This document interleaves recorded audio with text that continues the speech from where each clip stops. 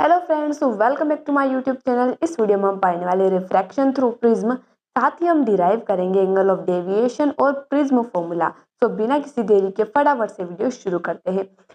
सबसे पहले हमारे पास एक प्रिज्म है। प्रिज्म क्या होता है हम सभी जानते हैं। प्रिज्म जो होता है, यहाँ पर आप देख सकते हैं बाहर रेयर मीडियम है, इनकी एयर है, अंदर एक मीडियम पैक है यानी कि ग्लास हो सकता है, इनके एक डेंसर मीडियम है।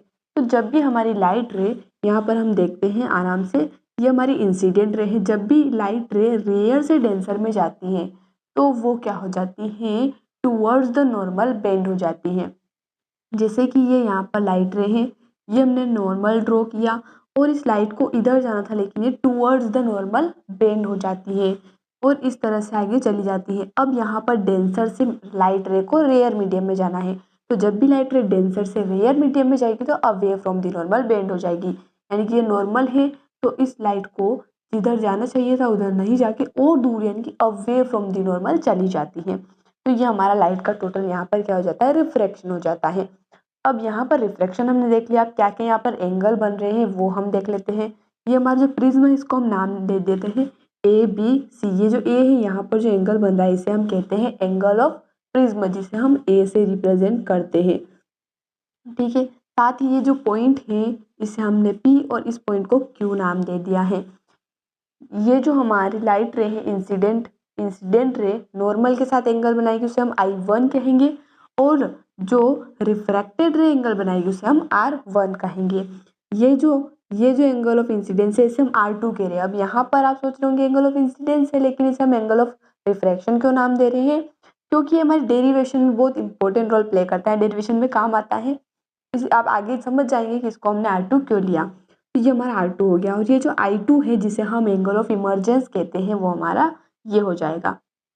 अब ये हमारी जो लाइट रे है, इंसिडेंट रे, इसे इधर जाना चाहिए था, और ये जो हमारी रिफ्रैक्टेड रे है, फाइनल वाली इमर्जेंट रे जिसे हम कहते हैं, इसे इधर जाना चाहिए था। तो ये दोनों जहाँ पर मिल रही है उसे हम कहते हैं एंगल ऑफ डेविएशन, यानी कि कितने एंगल से वो डेविएट हुई है अपने पाथ से, उस एंगल को हम डेविएशन, एंगल ऑफ डेविएशन जिसे हम डेल से रिप्रेजेंट करते हैं, और इस पॉइंट को हमने नाम दे दिया है एम।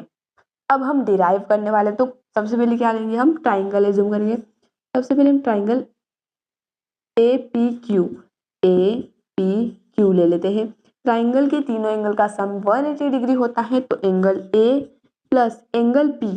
अब एंगल पी को आप ध्यान से देखिए, ये एंगल पी है, ये हमारा नॉर्मल है, यानी कि ये 90 डिग्री एंगल है। अगर हम 90 डिग्री में से R1 को माइनस कर दे तो हमें एंगल पी मिल जाएगा, बिल्कुल मिल जाएगा।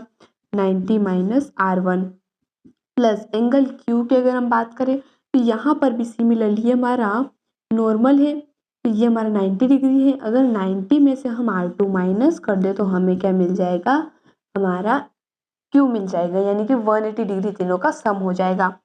ए प्लस 90 प्लस 90 180 हो गया, minus R1 minus R2 is equals to 180। अब यहाँ पर जो एंगल ऑफ प्रिज्म है वो R1 प्लस R2 के इक्वल हो जाएगा। ये हमारा क्या निकल गया, एंगल ऑफ प्रिज्म निकल गया। ठीक है, अब हम एक और ट्राइंगल लेते हैं। ट्राइंगल हम ले रहे हैं PMQ, यानी कि ये वाला ट्राइंगल। अब यहाँ पर ध्यान देने वाली बात क्या है, एक जो ट्राइंगल होता है, जैसे कि ये हमारे पास एक लाइन है, इस तरह से अगर हम एक ट्राइंगल ड्रॉ करते हैं तो जो इंटीरियर एंगल है उनका सम एक्सटीरियर एंगल के इक्वल होगा, थर्ड एंगल के इस एक्सटीरियर एंगल के इक्वल होगा। जैसे कि अगर ये ए है, ये बी है और ये सी है, तो ए प्लस बी जो होगा वो एंगल सी के इक्वल होगा। कैसे, बहुत इजी तरीके से हम डिराइव कर सकते हैं, पहले 9th में सब हम पढ़ चुके हैं मैथ्स में। तो एंगल ए बी यहाँ पर क्या है, हमारा ये वाला एंगल। अब ये हमारा अगर वर्टिकली अपोजिट एंगल से हम देखें तो ये हमारा पूरा जो है I1 हो रहा है। I1 में से R1 अगर हम माइनस करते हैं, I1 में से R1 माइनस करते हैं तो हमें ये एंगल मिल जाएगा। और अगर I2 में से R2 माइनस करते हैं, प्लस करना है ना गाइस, प्लस I2 में से R1 अगर हम माइनस करते हैं तो हमें ये वाला एंगल मिल जाएगा, जो कि एंगल ऑफ डेविएशन के इक्वल होगा। अब यहाँ पर I1 plus I2 minus minus common लेते हैं, R1 plus R2 is equals to angle of deviation. अब R1 प्लस R2 की वैल्यू हमारे पास है, तो I1 plus I2 minus A equal हो जाएगा डेल, यानी कि एंगल ऑफ डेविएशन के। अब एक कंडीशन आती है, यानी कि minimum angle of deviation. Minimum angle of deviation क्या होता है? जब हमारा एंगल ऑफ डेविएशन मिनिमम हो और ये जो लाइट रे है, रिफ्लेक्टेड रे, ये हमारे बेस के यानी BC के पैरेलल हो जाएगी। और इस कंडीशन में क्या होता है? I1 जो होता है वो I2 के इक्वल होता है, R1 जो होता है R2 के इक्वल होता है, इनसे हम I और इसे हम R कह सकते हैं केवल।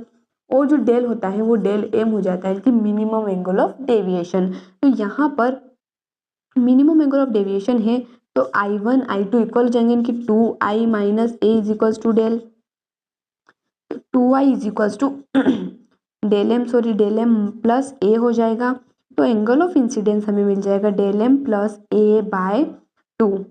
सिमिलरली यहाँ पर अगर हम देखें तो R1 R2 आपस में इक्वल है, यानी कि A is equals to 2R हो जाएगा, तो R की वैल्यू हमें A बाय 2 मिल जाएगी। अब यहाँ से हम निकालने वाले प्रिज्म फॉर्मूला, हमें पता है अगर हम स्नेल्स लॉ लगाते हैं, यहाँ पर लगा देते हैं गाइस, अगर हम स्नेल्स लॉ लगाते हैं जो कहता है कि एंगल साइन आई, जो रिफ्रैक्टिव इंडेक्स है वो sine i upon sine r के रेशियो के इक्वल होता है।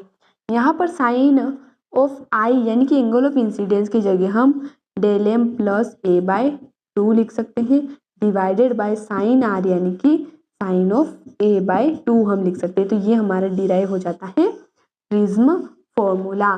तो यहाँ तक आपको बात क्लियर है? अगर वीडियो पसंद आए तो वीडियो को लाइक करना ना भूलें। मिलते हैं अगले वीडियो में नए टॉपिक के साथ। धन्यवाद।